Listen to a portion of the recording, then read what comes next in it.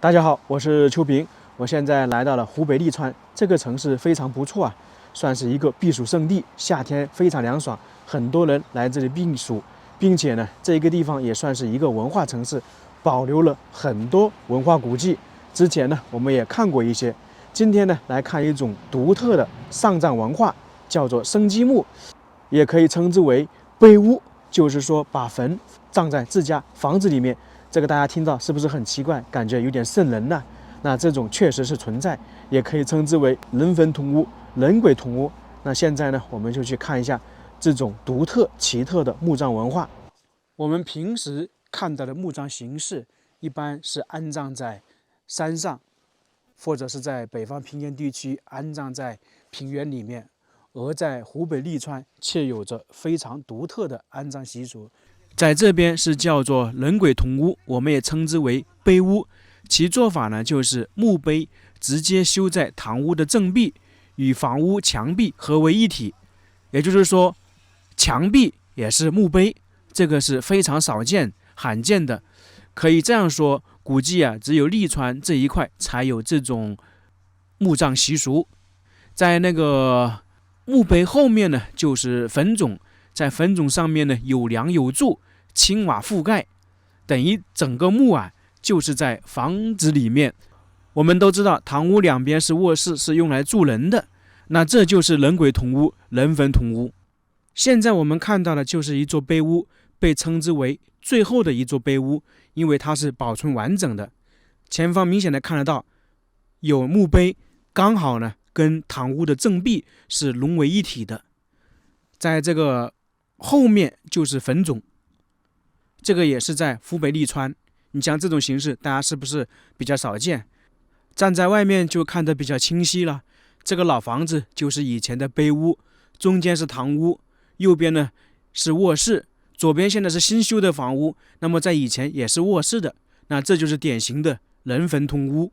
那么大家是不是没见过这种场景？现在画面中的这个人坟同屋碑屋相对来说是比较简单，可能就是普通的人家建造的。那么今天我们主要看的是一座比较豪华的，有很多雕刻。现在我们看到的这些房屋比较破败，历史其实比较久，有100多年了。以前这里呢是一个大户人家，这些都是庄园里面的房屋，这些都是吊脚楼，这只是其中一座，在旁边呢还有一些遗留下来的。当时这一块的房屋应该是很多的。前方就是我们今天要看的这一座墓，离刚刚那个老的房子很近了，不到10米的距离。包括我们可以看到前方还有一些房屋，就紧挨着这一座墓。在这里也能看到这一座墓呢，全是石头的，看起来还是比较豪华。现在我们就来仔细看一下这座墓葬，前方就是墓葬的大门。第一眼看到这座墓葬，我就感觉和我们之前看到榆木寨的那一座豪华古墓很相像。这是榆木寨的，叫做双手居，一眼望去是不是很相像？确实是如此啊，我都有点怀疑当时修建这个墓葬是不是同一批人。榆木寨呢，那里是大地主的，那这里也是如此。这一座墓的主人是姓祝，这个家族是从清朝初年搬迁到这里的。那我们现在航拍的这一块，以前都是属于他们家族的。在这一块不光是这一座墓，还有他们家族好几座墓，等一下我们都能看到。这个墓的主人，由于他没有功名，从而说他的墓就是一座普通比较豪华的墓，或者是说大地主的墓。如果是有功名，那么在陵墓上面呢会有一些特别的色彩。如果是皇帝允许的话，就更不一样了。我们在榆木寨看到的有一些皇恩宠惜等等。那这个墓主人呢，他年轻的时候也是想去考取功名，不过呢，他刚刚出发，他的书童就在途中病逝了，他觉得是一个不好的兆头，于是就回到家乡。从此之后呢，就没有再去考取功名，就是在家里这边经商，或者是弄其他的，算是操持家里的家业。它这里有点像一个四合院形式吧，这里是一个墙壁，中间有个门，然后里面呢还有个墓碑。那在左右两侧是有厢房的，就是有房屋的。那么打个比方说，他主人去世之后安葬在这里，他们的后代就住在两侧的厢房，而这个上面呢，就整个是有建筑的，这个就是人坟同屋、人鬼同屋的由来说法。这个墓葬是夫妻合葬墓，在榆木寨我们看到是叫双寿居，那么这里呢是叫做紫微垣。这个紫微垣其实就代表了天地，相当于是天地皇宫，这样的名字是非常少见的。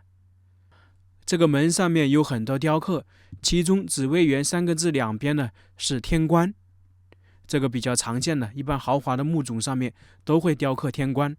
在这个门楣上面也有很多雕刻，尽管说已经很多被破坏，头部没有了，但也看得出来非常精美。上面主要雕刻的是官员、武将，在最左侧呢还有一个猴子挂树，那么这些就是主人希望他的后代能够出将入相、封侯挂印等等，就相当于是家里的人能够出人头地，弥补他没有考取功名的遗憾。在门的两侧还有渔樵耕读的浮雕，这个在很多地方比较常见的。其实这也是他们这个家族希望的一种方式。这个祝家呢，从清代迁过来之后，他是通过做生意积累了大量的财富，就是做黄连。历残这一块到现在还有很多人在种植黄连，发迹之后就盖起了这个祝家庄园，成了耕读世家。因为在封建社会嘛，你只要有了钱财，就一定会购买土地建房子的。这边的雕刻非常多啊，单单门这里呢还没有结束，像门框这里雕刻的是凤雕乐器，另外一边雕刻的有笔、有剑，还有扇，那这个是叫做龙衔笔剑玉佩蒲扇。那其实都是希望家里的人呢能够出人头地，也是希望能够考取功名。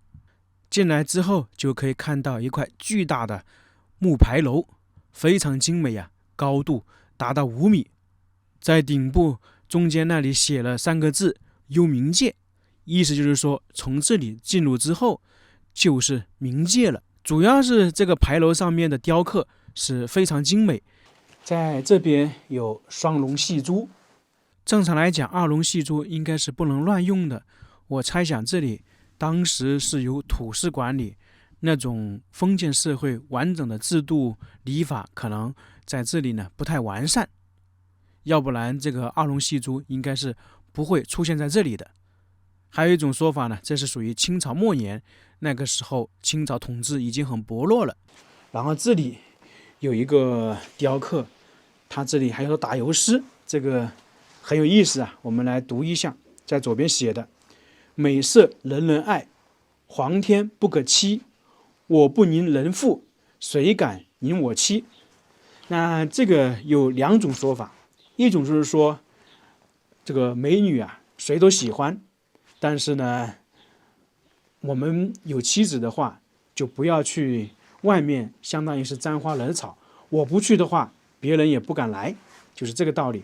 还有一种说法呢，就是说他们夫妻很恩爱，因为这里是夫妻合葬墓嘛，就形容他们夫妻很恩爱。这首诗刻在墓前面，这个主人非常有意思啊，很少见的。那另外一边呢是雕刻了唐诗清明的场景，杜牧写的借问酒家何处有，牧童遥指杏花村。这个上面雕刻的应该就是一些民间故事或者是戏曲相关的人物，基本上墓碑上雕刻的都大同小异。墓碑上面刻的就是墓主人的身份，什么时期安葬的，光绪时期到现在差不多130来年了，历史也是比较悠久。在这个墓碑前面还有一个石桌，这可能是祭拜时放贡品用的。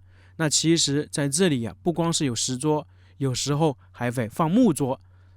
比方说清明节的时候，这个墓主人的后代要来祭拜他，那么就会在这个里面聚会，等于是把祭拜祖宗和聚会融为一体。在这里放一个木桌呢，他的后代就在这里吃饭聊天喝酒。这里其实很好解释因为这个是碑屋，是墓和房子合为一体。假如说是分开的话，一般是你去祭拜完了之后，回到堂屋，坐在那里聊天、喝酒、吃饭，然后它这里刚好在一起，那么就融为一体了。在这个木牌楼后面就是墓冢了。如果是按照碑屋来讲，那么以前这一块都是有房子的，只是说后面经过时代没有了。这个墓呢，在上个世纪就已经被盗了。在这里呢，还碰到一位大叔，他就居住在他旁边的房屋里面。按照他的介绍，他就是在这里出生长大。他们家族呢，在这里差不多住了100来年，等于是他们家族和这个墓呢，就是人坟同屋，差不多100年吧。他还通过旁边的缝隙看到过地宫里面的情况，现在是保护起来了。在这一块还能看到上面那些破败的房屋，那其实这个墓冢上面以前也是有房屋的，只是说后面没有。它不光上面、左右、前后都是有房屋的，这就是碑屋啊。这种形式的非常少见。在他住的旁边还有一些老房子，这都是以前住家的房屋，都有100来年的历史啊。一看这个就规模比较大，这一块当时都是属于这个家族的，实力还是比较雄厚的，到处都能看到那些巨石。看这里的布局，他们大院呢，当时应该是分为好几层的。那前方这里呢，应该是一个通道，从这里上去呢，就是我们刚才看到大院以及那些墓冢。从这些巨大的石头都能感受出来，他们家族当时的实力雄厚。在这里又发现一座古墓，离我们刚刚看的那个大门台阶，估计就10来米的距离。这座墓主人是刚才我们看到那座豪华墓主人的祖辈，等于是他们家族的墓都在这一块。这一座墓的墓碑也是很多雕刻，应该说墓也比较豪华。不知道是原本就是这样子，还是被破坏了一部分，跟我们刚才看到确实是挺像的。像这种人坟同屋，大家见过没有？我走了这么多地方，看了这么多古墓，也就是在利川这一块看到了。我刚才也问了一下大叔他们，住在这里会不会害怕？他们说不会，因为从小习惯了。然后外地嫁过来的，一开始前面一段时间可能会有一点害怕，特别是晚上不敢从这里走，后面慢慢的就习惯了。